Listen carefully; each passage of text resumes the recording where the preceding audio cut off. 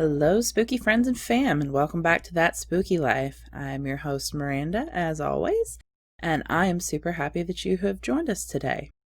So, we just got through with Christmas and Yule and the holidays. Obviously, there are still a couple of nights of Yule happening, and I hope that you all are enjoying the holiday season with much needed relaxation and good times with friends and family. Welcome back to the spooky side of everything. And I tried really hard this week to find some holiday themed stories, and nothing really came to me. So I decided instead what we were going to do is I'm going to tell you a story from some early summer shenanigans before school let out, etc. And this is actually a very old story. One of my first profound moments, as it were, with my abilities. I was about 6 years old, and my siblings and I were homeschooled. All of my siblings are younger, so if I was 6, obviously they were much younger than that, and that does play a factor in the story. We were homeschooled most of our lives, except for 1 year, actually. But that 1 year when both of my parents and my grandmother, who was a substitute teacher, had to work, is actually when I met Diana, my author friend, who I have mentioned numerous times on this show. Other than that 1 year, we were all homeschooled, but that didn't mean that we got any kind of easy ride, because my grandmother was a teacher, my mother was a teacher, and we had field trips, book reports, the whole 9 yards, minus being in class with a bunch of other kids. It was just siblings.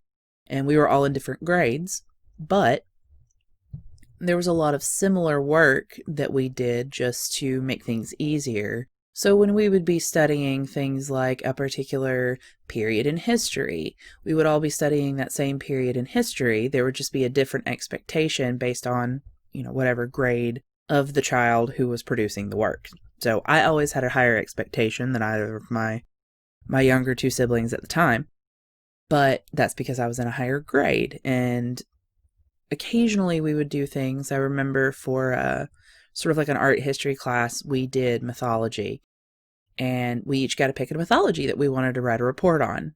We all picked different mythologies, but again, the expectation was set based on age and grade. So when we would do things like go on field trips to things at the library or local museums, like we went to Tellus when I was little, because it is in the area that we lived at the time, we would all have to write reports. It would just be, different kinds. So one of these field trips that happened when I was homeschooled was we went to the Etowah Indian Mounds in Bartow County. Now, for those who may not be familiar with the Etowah Indian Mounds, from the georgiastateparks.org/Etowah Indian Mounds site, home to several thousand Native Americans from 1000 AD to 1550 AD, this 54-acre site protects 6 earthen mounds, a plaza, village site, borrow pits, and defensive ditch. Etowah Indian Mounds is the most intact Mississippian culture site in the Southeast.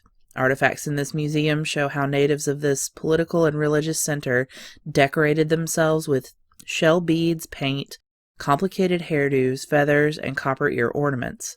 Hand-carved stone effigies weighing 125 pounds still bear some original pigments. Objects are made of wood, seashells, and stone are also displayed. So, this is a huge historical site in the state of Georgia and in the county that I lived as a kid. It is obviously a historically protected site, and there is a museum with a lot of these artifacts. And this was the subject that Mom decided we were going to be learning about, both just Native American history of the area in general and specifically the Indian Mounds. And I talked to her to make sure, and I believe I was about 6. I don't know how in-depth any of these reports were going to be based on that. However, that was the case. It was an official homeschool field trip that we went out there. I know it was towards the end of the year because it was warm, but it wasn't hot necessarily. So I think it was probably late April, maybe early May. we went out, and the first thing that you do is you go through the museum. And this was the first time I remember having ever seen anything that I am aware of that was as old as the artifacts in that museum. And that was just awe-inspiring to me. I was wide-eyed looking at all of this really cool stuff that was from, to my 6-year-old brain, an incomprehensibly long time ago. But I knew it was old, old, old because it felt old, old, old, old, old. Sometimes old things just have a weird feel to them because they're old.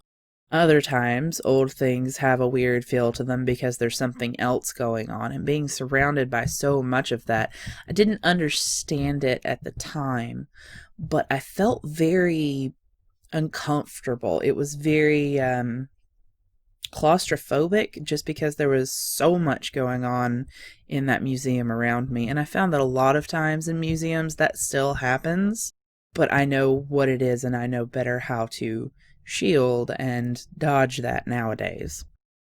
We went through the museum and I discovered I had a love of old things despite all of the weird feelings. And then afterwards, we go out actually to the mounds, and there's a trail that you can walk around and see them. And I was very excited for this because looking at these mounds, it was really cool because they're covered in grass.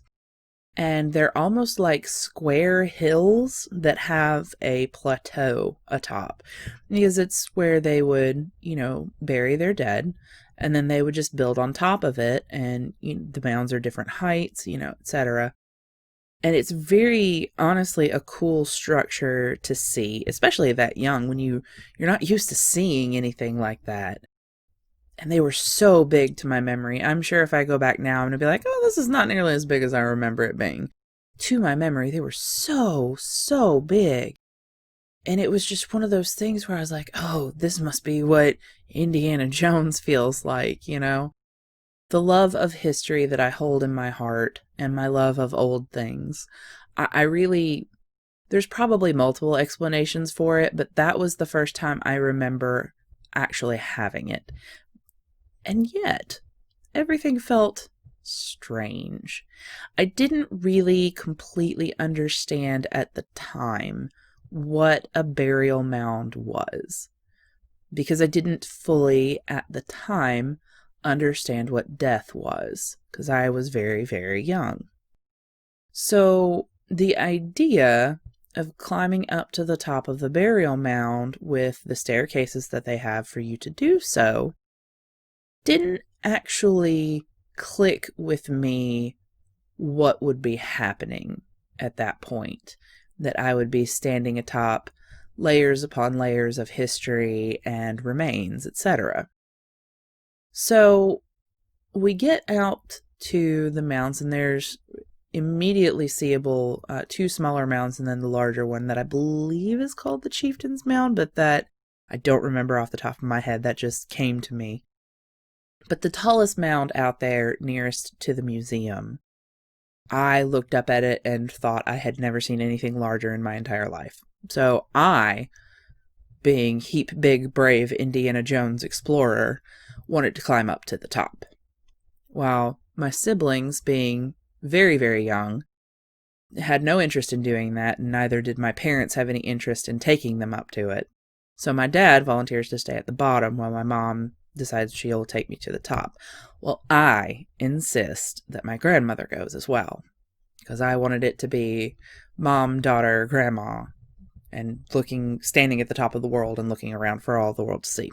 And that was my idea. So both my mother and my grandmother did not have the best knees. My mom from sports injuries in high school, and my grandmother just because she was older, obviously, at that time. Well, my grandmother agrees, sort of begrudgingly, and we start up the steps. And once again, to my memory, that was a lot of steps, like more steps than I had ever done in my entire 6 years of living, probably. So we get up to the top, and even I'm winded for a second. I sit down, and there's only 1 to 3 other people up there. It's very vague in my memory, and it's not that it's vague, it's confusing in my memory. And that will become apparent as to why soon. But I sit down for a second and catch my breath. And my grandmother finally catches up because Mom and I made it up there first.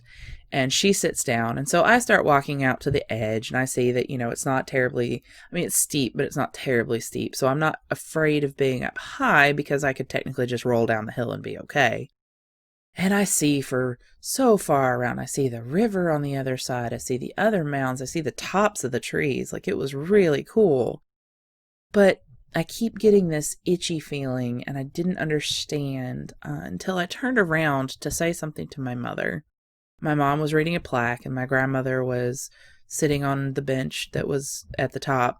And it felt really, really crowded up there. And it was weird because I felt like I would be bumping into people, but there was not many people up there. Hence why I don't really remember how many were actually up there, but I know it wasn't very many. It certainly wasn't a crowd, and it felt like a crowd. And I started trying to figure out, why do I feel this way? There's nobody up here, but there are people up here, and I see all of these people standing around the edge of the mound. And they were Native American, and they weren't there, but they were, and I knew that. And they were, transparent, and they were looking at us very disapprovingly.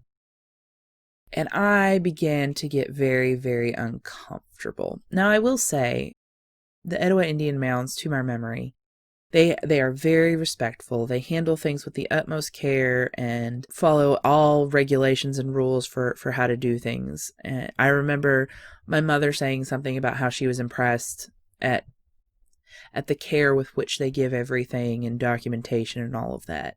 But it still felt very unwelcoming to be at the top, as it were, of the tallest mound in the area. And I started to get very uncomfortable and very scared. So I walk over to my mom and I'm like, Mom, I don't think we should be here. And I don't know what the look on my face looked like. And there were very few times, my mom was really good about talking us through stuff, being like, why do you feel a certain way? You need to think about why you're angry. You need to think about why you're sad. She was very, very good at talking us through things so that we were more self-aware and could actually gauge our responses appropriately. Well, whatever the look on my face was when I said to her, Mom, I don't think we should be here, my mother looks down, blinks at me, and says, okay, then we'll go. We walk back over to my grandmother, and my mom says, all right, we're going back down. She wants to go back down. And I will never forget, my grandmother looked at me and she was like, we just got up here. You're not going to spend a little more time? And my mom said, Mom, she wants to go. She doesn't want to be here. And I looked at my grandmother and said, we shouldn't be here. And my grandmother looked at me a second, blew out her mouth like, pfft, rolled her eyes, and stood up and said, well, I guess we'll go then. And we came back downstairs, and my dad was like, well, that was quick. Mom's like, well, she got freaked out. He was like, it's pretty high, isn't it? It wasn't the fact that it was high, but I didn't know how to verbalize that to my dad at the time. And I barely knew how to verbalize it to my mother. I didn't really. I just told her I didn't want to be there anymore, basically. And as I looked back up, they were still watching, but it was far less disapproving at that point. It was, thank you for hearing us. Thank you for sort of following the unspoken request. And 6-year-old me is just like, yeah, I want to be as far away from this flat hill as I possibly can be right now. So after that, we had a picnic, and we ate the picnic down by the Etowah River and ran around and had a good time. Nothing else to my recollection really happened while we were there, though I will say it felt like we were sort of being watched from the trees. And I'm not sure, I don't think it was just us. I think that's probably just something that happens. And it could have been the time of year. I'm not sure, to be perfectly honest. This is one of the first times I've thought about this story in a very, very long time, and probably merits more investigation on my part.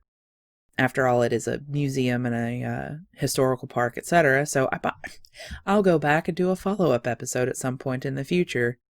But that's one of the few very vivid memories in my life that stands out for when I try to think about, when did this start for me? When did the mediumship happen? So on and so forth. There were a couple earlier on, but that is definitely one of the things that I cannot deny in my memory. And I've talked to my mother about it since. And she's like, yeah, I had no idea what freaked you out, but I knew it wasn't the height because you were walking up to the edge with no problem. You just stopped and looked around like you were looking at something that I couldn't see. Your face paled and you came over to me and said, Mom, we shouldn't be here. So you know what? When a 6-year-old looks you in the eye and says, Mom, we shouldn't be here, I figured it was probably a pretty good idea to go ahead and go. And that was my mother's awesome wisdom, which I plan to take very much to heart. If my little one ever looks at me and says, Mom, we shouldn't be here, I'm going to be like, all right, we're gone. We're gone and we're probably not coming back. Let's go. That is my spooky story for the week. So speaking of my author friend Diana, I bring you guys another delightful story today from her wealth of personal experiences. And this one actually happened very recently to her, apparently. I am very excited to share it. Thank you for letting me read this on the podcast, Diana. It actually happened initially in chat, and I was like, you know what I'm going to ask you. And she's like, yeah, absolutely, use it. I was like, sweet, thank you. So here we are. Diana writes, yay for new ghostly encounters in the mountains. So my husband and I are house sitting in the mountains right now for my husband's boss. Well, she has one of those doors that you can lock and avoid entry from the outside, but you can still open from the inside, so we didn't know the door was locked when we went out to smoke. Well, you guessed it. We got locked out. Ugh, I'm so sorry. And we are talking rich lady's house. When I say boss, I mean owner of his company. So, anywho, we are locked out, no way to get in, no tools to try and pop the lock on the door, nothing. Our phones are inside, so there is no message his boss and say, hey, send us a locksmith either. So yeah, pretty screwed. Well, I'm checking the windows, hoping one is open, maybe unlocked, and nothing. We're standing at the door trying to figure out how to get back inside, and I say, too bad the spirit in the house can't unlock doors. So John tries the door again, and it came right open. Now I saw this spirit Wednesday night when we got there. It was standing at the foot of the stairs. When I noticed it, I said, wow, you're sneaky. I didn't even feel you. So I watched it go upstairs, and I hadn't seen it since. We come in, and I see this energy go up the stairs again. So I'm like, thanks. My husband turns to look at me, and he's like, I don't know what I just witnessed, but that's cool as shit. LOL. Yes, that is cool as shit. I have never had a spirit do something like that for me. That is awesome. Finally, she says, his empathy is nowhere near what mine is, so it's funny when I catch it and he doesn't. But that time, apparently, he at least caught a little bit of it. Like, let's be real, because a spirit just unlocked a door for you. That's so cool. I'm super stoked about that. I would love to be. I kind of want to go to this house now. I mean, obviously it's probably not an option because it's a private home, but the closest thing like that I've ever happened to me was I was locked out by a spirit at a friend's house. God, it was over 10 years ago at this point, and this house had so much going on with it. There was so much wrong with it. Just so much wrong with it. I will say I am actually working on the episode where I introduce this house. I will make sure to add that little tidbit in there to explain further. But having a spirit unlock the door for you when you are just completely out of options, that is really cool. And thank you for sharing that story. And that is our listener story for the week.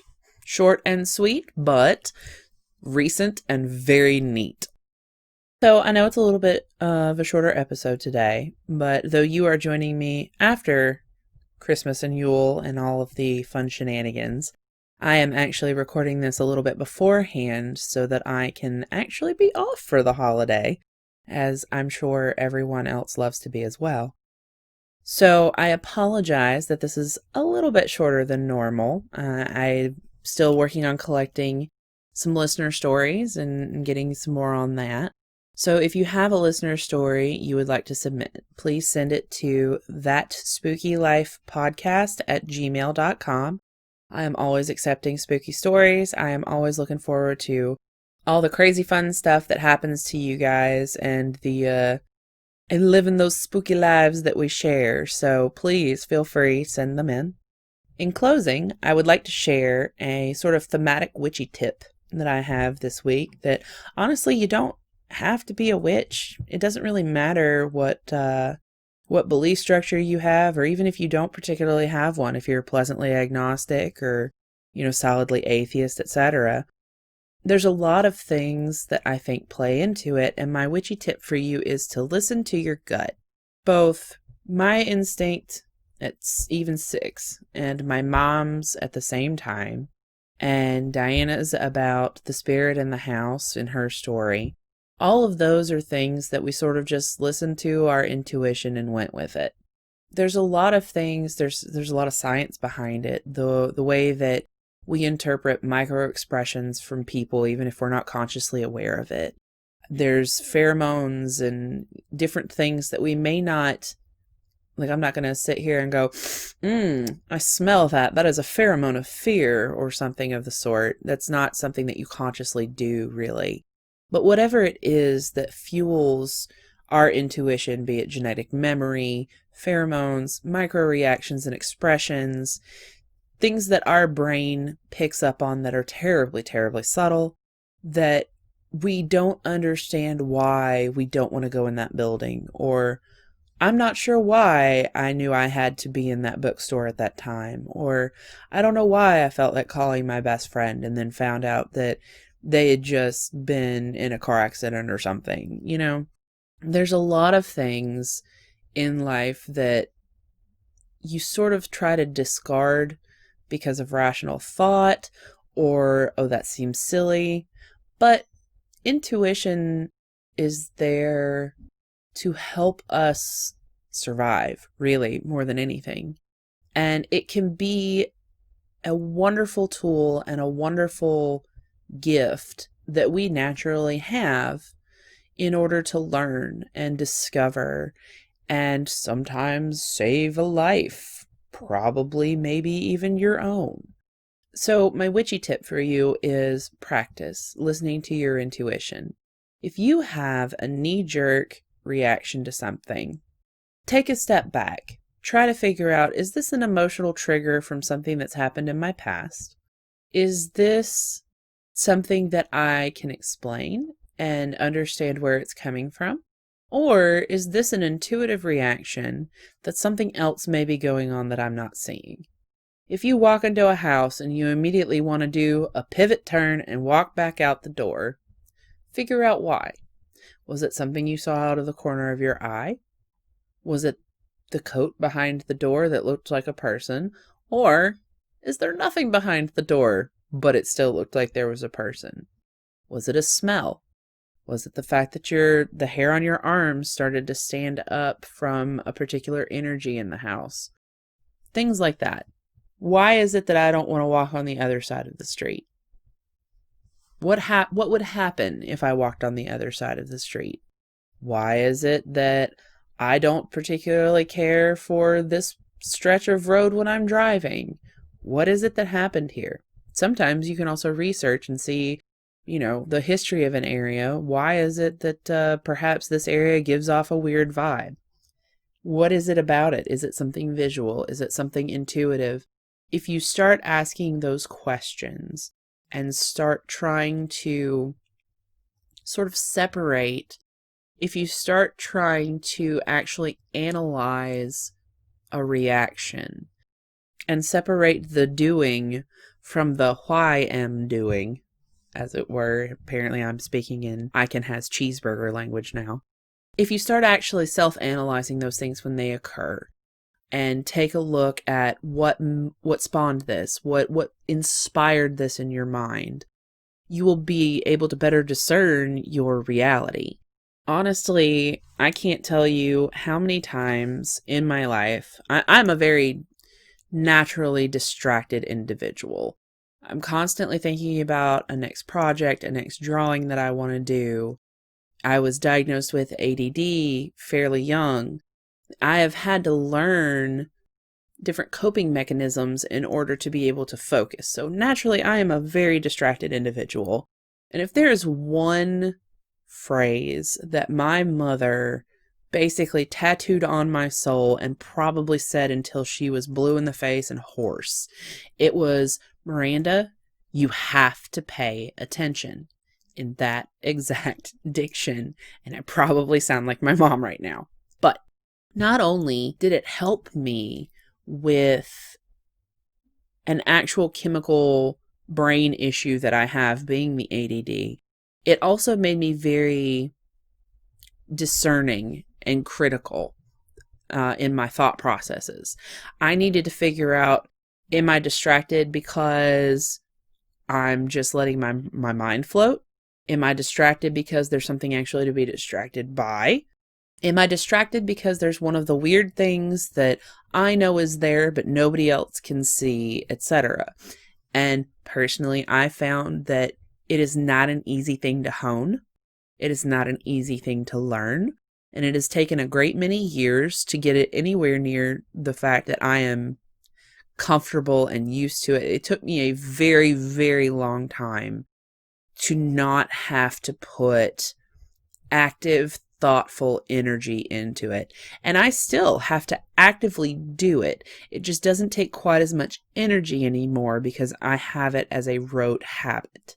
Paying attention to your intuition, paying attention to your internal reactions and analyzing where those things are coming from can be so, so useful and is a very important part of not only being, a witch, if that is your path, but a huge part of being human. You can avoid arguments with your friends, your family, your spouses, if you realize that your reactions may not be a reaction to something they're doing, but something previously, or you're being affected by your environment. Intuition is that gut feeling that you get at certain times. Something's not right here, or, oh my goodness, this is it.